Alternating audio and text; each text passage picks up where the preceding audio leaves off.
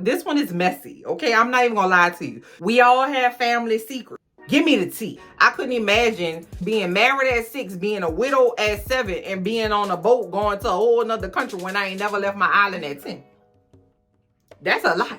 The daddy come in and say, yeah, Lil Man said he wants you. So, I'm gonna go ahead and say, yeah. You know what I'm saying? And that's the only way we're gonna be able to get out from under this, debt that I have. Like, I have got us in debt. Me, the daddy, Lynn. Okay, but you, Covey, have to get me out of it. All right, so what I'm gonna do is I'm gonna go ahead and sell you, marry you off to Lil Man so he can forgive my debt. He gonna treat you good. You gonna have money. He ain't really probably gonna, talk to you really like talking about it. You know what I'm saying? You just gonna have to, be with him and, marry him and throw your whole life away. It ain't really that much I'm asking. Trash, trash, trash, trash. You're not gonna sell me away to get out of your debt. That's you. Listen, my name is Paul, and that's between y'all. I'm not about to marry this greasy man. Oh no. Oh no. Hey everybody, thank you so much for checking out this video. It's your girl LB. Welcome to my channel, Watch With Me LB, where I give you fun, fresh, and funny rants, reviews, and recaps on my favorite movies and TV shows. This one snuck up on me. Book girlies, book people, book fellas, y'all didn't tell me about Black Cake. Now, I have been very concerned with my ability to pick shows that do not piss me off. Okay, I thought I had something with American Horror Story, but I said to myself, your time is more valuable than this dumbass show. Let's move on, okay? So if you're looking for me to do American Horror Story, I do apologize in advance. I am not gonna go back over there. I forgot the show came on. I don't really care. That lady had ate a dead raccoon in my face and I was just done with it. But this one right here though, this one is some good stuff. If you haven't seen these 3 episodes, go ahead and do yourself a favor, okay? Let's talk about it together, because this one is messy, okay? I'm not even gonna lie to you. We all have family secrets. Give me the tea. If you haven't, please subscribe to my channel. Don't forget to hit the bell for the notifications so you can know when I post things on my channel. I'm trying to grow my baby channel. I got 1 more month to get to 10,000 subscribers. I'm probably not gonna get that, but you never know, y'all. If I don't get it, it's fine. Okay, I got my good cousins with me, and we all we need to be, and that's bars, okay? Let's get in and talk about Black Cake. So Hulu dropped 3 episodes to open up the show, and the very first episode opens up with a very handsome young African-American man, okay, talking about his love of the ocean. He is an oceanographer. I think he does something with the ocean, okay? He's talking to this group of inner city youths, okay, and talking to them and trying to encourage them about, being in the sciences, being in marine oceanography. I might be making all that up. He does something with the ocean. Please don't quote your girl. He gets a call that his mother has had an accident, okay? His mother is older. She has gone surfing and took a wave and, got a little accident. I admire homegirl just for going out there, okay? Because surfing is scary. They try to teach you how to pop. Baby, I could never pop, okay? I took 1 surfing lesson for an hour. Ain't never pop, okay? Homegirl had pop and took that wave on like a champ, okay? But she did get hurt and now she's in a hospital. So they talking and he's, momming her. Mom, what you doing? Why you out here and you ain't had your wetsuit on? It was cold in the water. Like, what's going on, right? So he's momming her, as we tend to do as our parents get older, because, my parents don't listen. They don't be listening, okay? They hard head and they need to be disciplined. Byron is the young man's name. He's talking to his mother named Eleanor in the hospital. So the doctor comes in and is like, listen, you got a broken rib, my baby, and you got a broken ankle, but most importantly, we did do a CAT scan and we do see that you have a brain tumor. And so Byron, the son, is obviously very upset about it, and so is his mother. And he makes a phone call to someone on the phone saying, Mom is sick. We ain't heard from you in a little minute. It's fine. I got it. Don't worry about it. Okay. So, he's apparently he's giving oldest child energy. Okay. I'm the oldest child. All the oldest children tap in. Tell me if you give that same energy. Like, I got it. Y'all not gonna do it right no way. Okay. Y'all gonna mess it up. Y'all not gonna do it right. Let me go ahead and take care of it. But then you be mad because it's like, don't nobody else do shit around here. Like, get it together. You know what I'm saying? Come on, tap in, oldest children. Now, the mother, all right? beautiful. Okay, she is an island girl, talking about being reminded of home, and like, I think she said cockle shells. I still don't know what a cockle shell is. I know it's a nursery rhyme with a cockle shell in it. I still don't know what that is. I think that's what she said. I don't know. She's an island girl. Okay, so this is gonna be a very important fact as we go on in the show. All right, the next scene we get is Byron dressed in all black in the room with Colonel Taylor from a different world. All right, the mama done passed away. All right, we didn't get to see, we don't know what's going on. So at this point in the show, I'm like, well, damn, that was abrupt. Like, I don't, you know what I'm saying? Like, I didn't get to know the lady. I don't know that lady. So they're waiting on somebody in Colonel Taylor's office. All right, he is an attorney, and they're waiting on somebody to read the will. And Byron is like, listen, I ain't seen this girl in 8 years. Why we got to wait? I'm not about to, let's go ahead and do it. Like, let's get it over with, rip the Band-Aid off, read the will so I go ahead on and go. The attorney is like, nope, your mama said both of y'all hear it or none of y'all hear it. I gotta wait for her. So the sister comes in 30 minutes late. She a mess, child. She not a mess. She just looks very, you know what I'm saying, Denise Huxtable. Do with that information what you will, okay? She has beautiful, big, curly hair. She's like, listen, I lost my keys.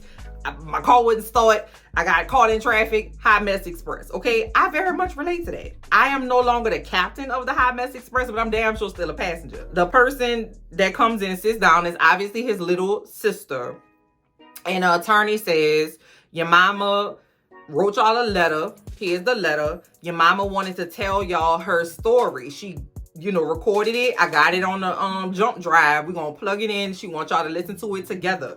If y'all don't listen to it together in my presence, this the attorney, we're not gonna be able to move on.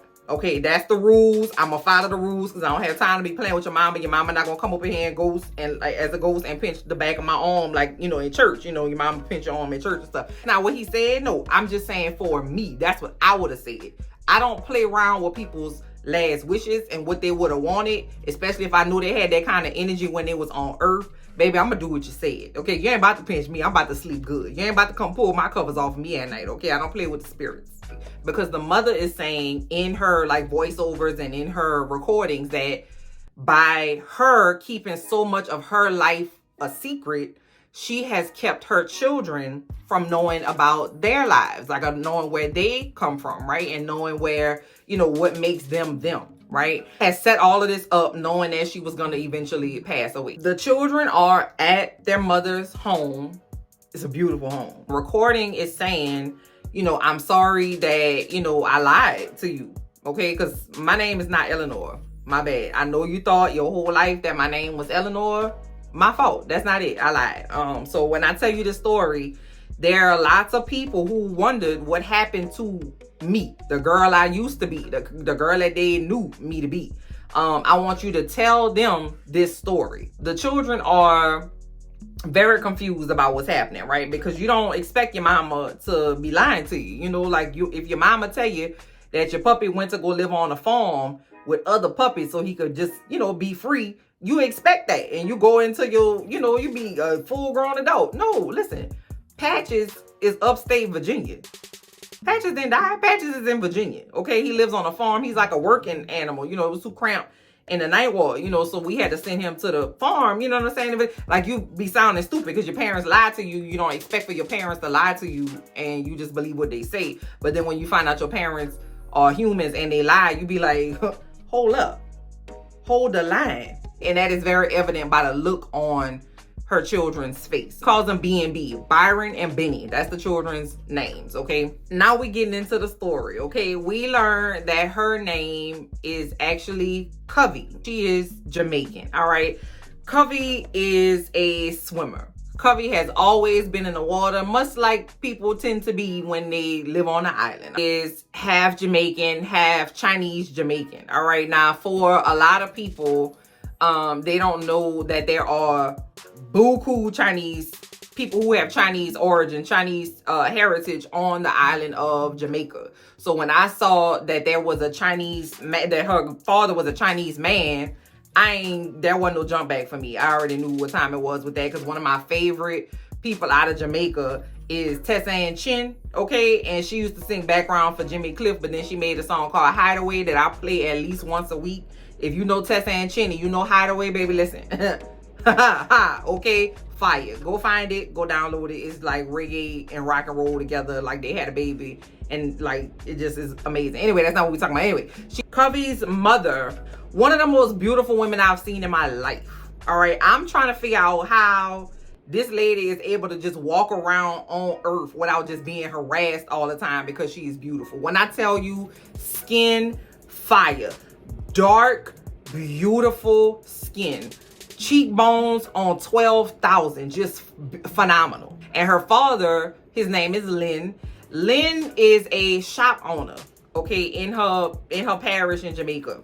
However, it's the 50s or the 60s, I can't remember which.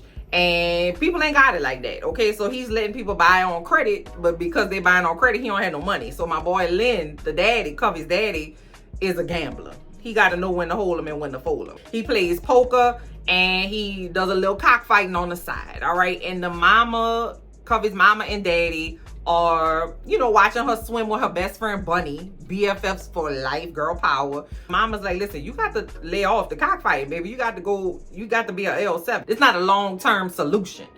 And Lynn is like, but isn't it though? We learned that Covey's mom left when she was 11 years old and she was raised by her daddy. But he ain't never stopped drinking. He ain't never stopped gambling. He ain't never stopped fighting them chickens. But then I was like, pause. Why you ain't take your baby with you? Like, what?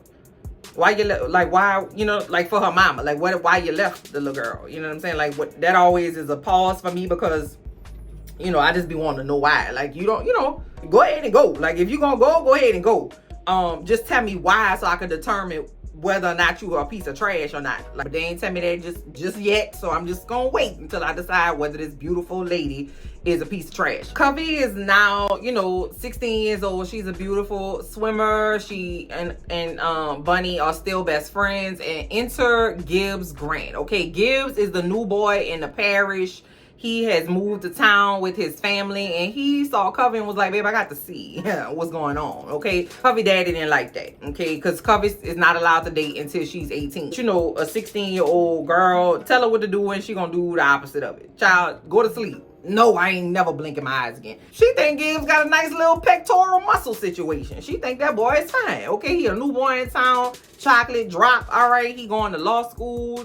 Covey said, listen, I'm just trying to see. I ain't said nothing. I'm just trying to see. Bunny and Covey, they train all the time because they know that that's their ticket to get off that island, to get off their parish, right? Gibbs meets Covey down with by they train and they go and, you know, they kicking it. You know, they swimming and talking and getting to know each other and they, you know, they're cute. They're some little cute little dumb teenagers, you know. Like, they knew it was gonna rain. You know, people that's by the water, they know whether or not it's gonna rain or not. Like, they can smell it, they can feel it, they know when it's coming, they can see the water change. Like, we just kind of know. They knew rain was coming, but it was back in the day. They didn't have no, you know, weather channel, so they didn't know it was a hurricane. Like, they were trying to swim, but the water was choppy, and Bunny and Covey got separated, and Covey almost drowned, right? So Covey's daddy was supposed to, you know, he was at the house waiting for her to come, and she ain't ever come. So she, you know, he came down and found her and she was saying like, you know, that's my daddy. You know, my daddy is always looking out for me. He's always going to be there when I need him. He's never going to let me, you know, be in trouble. And that's how she felt as her about her daddy as a young 16-year-old child. But baby, Lynn Cook, that's her daddy. Trash. Just wait. Just hold on. Just wait a minute. The shop that her daddy owns burned down to the ground because the daddy got in bad with some gangsters in the neighborhood. Okay, the people burned the shop down and now they don't have really no way to make a living. So my boy Lynn said, I'm gonna do what I need to do. I gotta figure it out. I'm gonna go ahead and really get in here with this gambling and cockfighting. You know, he get in real bad with the gangsters, and the daddy is obviously depressed, drinking heavy, smoking heavy, and really not there for his daughter. Or he has a housekeeper who is Covey's mother's best friend, who has been the mother figure in Covey's life, because the daddy ain't there. The daddy ain't got it, okay? The daddy get in bad with Lil Man. Lil Man is like the OG, triple OG in the neighborhood. Like, don't nobody mess with him. He's like, you know, he the scary one, right? A Lil Man, you don't really see Lil Man, okay? Because he got his brothers. He has two brothers that do the dirt for him. They like his, you know, they break bones. You know what I'm saying? They collect and they do the thing. You know, the two brothers, we starting to see them lurking around Covey a little bit. You know, she be trying to go walk around and be at the beach and stuff, and they just be hovering around looking greasy. Child, one day Covey at the house making some food, and Lil Man walk his greasy ass through the door. Well, Lil Man is not a little man. He a big ass man. Like, he a full grown man. Much older than Covey. He's like in his 30s, and Covey is 16 with a damn perm. All right, now, I don't trust no greasy, sweaty man with no perm. You know how I feel about Tedros now. Okay, but anyway, he comes in and basically, like, forces himself on, not fully, but just, like, is touching on her, like, grabbed her and, like, shoved her up and was trying to kiss her and do all kind of, like, intimidating Covey, right? Next thing you know, the daddy come in and say, yeah, Lil Man said he wants you. So, you know, I'm gonna go ahead and say yeah. You know what I'm saying? And you just that's the only way we're gonna be able to get out from under this, you know, debt that I have. Like, I have got us in debt. Me, the daddy, Lynn. Okay, but you, Covey, have to get me out of it. All right, so what I'm gonna do is I'm gonna go ahead and sell you, marry you off to Lil Man so he can forgive my debt. He gonna treat you good. You gonna have money. He ain't really probably gonna, you know, talk to you really like talking about it. You know what I'm saying? You just gonna have to, you know, be with him and, you know, marry him and throw your whole life away. It ain't really that much I'm asking. Covey, baby, just go ahead and do this for me. Trash. Okay, you're not gonna sell me away to get out of your debt. That's you. I was in the water. Don't listen. My name is Paul, and that's between y'all. I'm not about to marry this greasy man. The daddy wanted the poor baby at 16 years old to marry this old ass dope dealer in Jamaica. Just drop out of school, forget all your aspirations, don't swim, forget everything we worked for. Yeah, I said you couldn't date till you was 18, but listen, we gonna skip all that. Get married at 16. That's how we gonna do it, Covey. Excuse me? I said, listen, I was rooting for you, daddy-o. I was rooting for you. I was like, he gonna figure out a way, because he came and showed up for Covey on the beach. He was like, my baby not gonna drown. That's all I got in this world. But then you gonna backdoor that and sell her to this greasy, conker, lean-ass man? Oh, no. Oh, no. You need to sober up and figure out another alternative. And Covey went along with it. She ain't really put up no fight. She was hoping that, you know, the daddy was gonna figure it out. Like, we gotta play along so that the daddy could, you know, buy some time. You think the daddy figured out how to get her from under the debt? What you think he did with all that time? So she going along, going to the wedding dress fittings and trying to figure out what kind of cake she wanted and doing all the wedding preparations, thinking her daddy gonna help her. Daddy was at the house drinking whiskey. Child. Story movie. So right before the wedding, Covey and Gibbs, who still are like just in love like little teenagers supposed to be, meet on the beach, right? And Gibbs is like, listen, I'm about to go to London. Come with me. Like, you don't have to marry him. Don't do that. Like, you gonna ruin your whole life. Just come with me to London. I'm gonna get a job. You get a job. We'll figure it out. Don't do this. And Covey was like, if I leave, they're gonna kill my dad. He gonna figure it out. I believe in my daddy. He ain't never let me down. I believe in him. He gonna come through for me. Covey said, well, you know what? I'm a swimmer, so let me give you some real life breaststroke. Okay, let me go ahead and just give my cherry away because I really love you real bad. Okay, I don't want my cherry to go to this greasy ass man. I'm gonna go ahead and do it with you because I love you. So they had a little intimate time on the beach for their first time, and I was like, damn, that's so sad. Star-crossed love is giving Romeo and Juliet. All right, and I was very sad for both of them. So the wedding come, the daddy ain't do nothing. They married now. They at the reception. Everybody having a funky good time. Covey is beautiful. She makes a beautiful bride. Okay, she's beautiful, miserable. All right. So the husband is like, girl, I can't wait to get you to the honeymoon suite. And she about to throw up in her mouth. And he started choking like Joffrey from Game of Thrones. And I was thinking to myself, hell yeah. Lil Man dies. Okay, we don't know what the hell happened. I'm like, baby, is the thing called black cake? Because he had some black cake and black cake is poisonous. That's why it's black. Like, what's going on? I ain't really care, no, but I just knew he was dead. Covey took off running. All right. While everybody in a panic, Lil Man on the ground. Lil Man, what's going on? The Covey took off running. He said, baby, I ain't trying to figure it out. And Bunny come through in the clutch with a change of clothes and a ticket on the boat. Covey said, baby, listen, I'm about to go ahead and, you know, take this ticket. I don't want to. I don't want to leave you, Bunny, baby. But I'm going to go ahead and go, because if I don't, they going to think I killed this man. Baby, Covey get dressed, get on the boat, and go to England. I couldn't imagine being married at 6, being a widow at 7, and being on a boat going to a whole another country when I ain't never left my island at 10. That's a lot. You can go to this boarding house. They always take in girls from the island. You're going to have to get your little job and figure it out. Now remember, the story that I'm telling is what the mother is telling her children, what Eleanor or Covey is telling her children on the recording. So they're sitting in the living room listening to the story that I'm telling you. She was at the boarding house, and it took her a little minute to get used to being in London and, you know, being away from everybody and having to hide this secret. And her roommate in the boarding house is this girl named Eleanor or Ellie. And she starts off the episode with saying, I didn't know it, but in order for me to move on with my life, Ellie had to die. I was like, girl, you...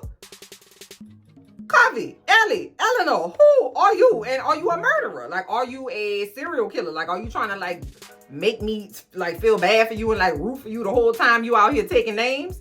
So I'm like, girl, I can't wait to get in here and see what's going on with episode 2. So episode 2 starts off with her dropping this bomb, right? And and her children are sitting on the sofa listening to this like, I know you lying. Like, I know that you're lying to me. So they taking a break, and the brother and sister, Byron and Benny, are kind of like getting into it. You know, they haven't really seen each other, been around each other for 8 years, right? And Byron seems to be, or is, very much, you know, the oldest child. You know, he does, you know, A, B, C, and D. It's very much like you go to school, you get a good job, you know, you take care of responsibilities, you pay your taxes on time. And then Benny, the youngest daughter, the daughter, is very Denise Huxtable. Okay, she got on palazzo pants and shit, and she got an afro on, and she probably just be, you know, drawing pictures and like going do goat yoga and shit. Like, she just seemed very much the opposite of what Byron is. Now, why they have not seen each other in 8 years? Why that girl ain't talked to her mommy in 8 years? Where them people daddy at? I don't know. I don't know nothing. I got questions dealing with the emotions of hearing all this shit, because the mama had told them their whole life she was orphaned. You ain't got no grandparents. I don't know. I just know I come from Jamaica. That's it. I ain't got nothing. So now all of a sudden they got grandparents. They, you know, the mama might be a murderer. What is going on? Is my grandpa alive? What happened to the lady that, you know, was the housekeeper that was like the surrogate mother? Like, what's going on? On the island, she was Covey Lynn Cook. In London, she's Coventina Brown. Brown was her mother's maiden name. She got a job working for some wealthy people as like a nanny and a cook. And she has come up with this cover story that she's from Jamaica, but she's not from the coast. She's from the mountain. And she has her roommate in the boarding house, Ellie. Ellie is super sweet and like a little ray of sunshine. She wants to be a nurse. She's in nursing school, but she's like a nanny right now. She's taking classes and doing the whole thing. For the most part, she's really lonely, right? Because she can't socialize. She can't, you know, provide an opportunity to let her cover slip. She got to stay out of crowds because people from Jamaica come over to London all the time, and she's been warned to stay out of crowds because you never know if Lil Man brothers are gonna come and be looking for her because they figure she might be, you know, in London. Ellie is her saving. One night, Ellie and Coventina are talking, and Ellie is telling her that she wants to go to this school in Scotland. Coventina is like, girl, I'm gonna go with you. Listen, I ain't did nothing with my money. I just be saving my little money, child. Let's go together. Like, we could find a place to live together. You could go to class. I'm gonna find a job. Let's buy a train ticket. We gonna get up out of here. And they're like, yeah, come on, girl, let's go. Best friends for life. So they get a ticket and they traveling on a train, and they really like are excited about their future. And, you know, Covey is looking forward to it too. She's like, listen, I know for sure them fools ain't gonna be coming up to Scotland. So I'm gonna be safe. I'm gonna be able to move around a little bit more. I'm gonna probably have a better chance, right? Life has a way of punching you in your Adam's apple. Why they get into a train accident? Damn! They get into a terrible train accident. Covey's leg is injured dramatic, like to the white meat. Okay, and unfortunately, Ellie passes away. She kept asking for Ellie, Eleanor. And so they thought that she was saying her name, that she had like a head injury, and that, you know, that was her name. She was saying that Her name was Eleanor, and her friend Coventina Brown passed away. So then news gets back to the island that Covey has actually died. Covey ran away, right? And then now, you know, she was presumed dead, but now we actually have her to be dead. Now, Bunny, the best friend, is devastation, okay? Because she's like, I did all this to get her away, and she goddamn dead. Well, shit. Now she's not Covey. No. She's not Coventina. No. She's now Eleanor. Okay, this is the third name that she's had, and we in episode 2. My girl done lived a life, okay? You can't take nothing away from her. The nurse that was looking after her in the hospital in Scotland was like, listen, I'm going to take care of a fellow nurse, okay? I done got you a room at the boarding house, and I got you, you know, I got some people you could call and see about a job as a nurse, okay? So Covey's like, oh, I don't know about the nurse part, but I'm going to ride with it because I don't really have no other option. So my girl Covey is trying to make it, all right? She is all alone in a country that she ain't really want to go to. She don't know nobody. She don't understand what the people are saying. The Scottish accent is just tearing her ass up. She just can't understand. Can you repeat yourself, please? Is her middle name. And she's trying to find a job, okay? She is a nurse, but that girl don't know how to nurse. And everybody's asking her the same question, like, why are you trying to be a custodian when you got nursing stuff on your resume? Like, you have skills. Why are you trying to take the trash out? Like, I don't understand. Like, you. And so she was running it. You know, I didn't really take the nursing. I was just cleaning bedpans. So I can clean a business for you. You know, I'm not going to hire you for this. But, you know, we do have a little, you know, backlog of stuff as a bookkeeper. Can you add and subtract? You know what I'm saying? Can you log the receipts? And she's like, hell yes, I can. So he hires her to be like an assistant bookkeeper for this business. Coming in early, she's staying late, and she's starting to get the hang of it, right? And so she goes to the head bookkeeper or whatever, and is like, hey, I noticed a discrepancy on the Marvel account, and you know, you probably should take a look at it. And then so the girl, you know, the white girl was like, no, bitch, it's not no, I checked it. So she says, you know what, I'm gonna escalate the situation. I'm gonna go to the guy that hired me and say, hey, you know, I'm sure that this, you know, prejudice lady, she didn't mean anything, but there's a discrepancy on the Marvel account. I just wanted you to take a look at it, and you know, blah, blah, blah. He finds that there is actually a discrepancy in the account, and he makes a big fucking deal about it. And so, of course, you know, it embarrasses the prejudiced girl, the bookkeeping girl. And so he says, Ellie, meet me at this address tonight. And he give her a piece of paper, and I'm like, nah, I don't like how you did that. I don't trust you. I don't trust him. But she goes to the place, and a little lady opens the door. It's his wife. He invited her for dinner. Okay, cool. Covey / Coventina / Eleanor is at work, and he calls her in, and he's like, yeah, so when I had a cut that day, you almost passed out when you saw my blood, and I had clocked that. And so I'm feeling like you really not a nurse, because of why you even up here? You running away from something because you don't know nobody in Scotland. You're not doing any, like, why would you randomly come from Jamaica to Scotland? That don't make no sense. So I know you running from something, and you know, you don't even need to worry about that, girl. And then automatically I knew he was a bird of prey. I knew he was a bird of prey. Something about the way he just was looking at her. He was way too nice for no reason. It just didn't make no sense. He rapes her. Okay. You know, she tried to fight him off, but obviously she couldn't. He finished. She got up and was obviously disheveled. Her poor little flipper-doo was all flipper-don't, baby. It was toe up. You understand? So, you know, she went to the bathroom to try to, like, get her composure together. Like, try to fix herself up. And the prejudiced white girl come in, and she's like, God damn it. I know what he did. I knew it. I wanted to tell you to be careful, but I ain't really fuck with you like that. I kind of told you, but I also didn't really tell you. But that he done did it to me too. And the only reason I'm still here is because I got a son. I'm like, ain't that a bitch? I hate the things that women have to go through to try to just maintain in a man's world. I just need everybody to shut the fuck up and sit the fuck down and stop being terrible people. Fictional people and factual people. Stop being terrible. Is there no pill that we can all get?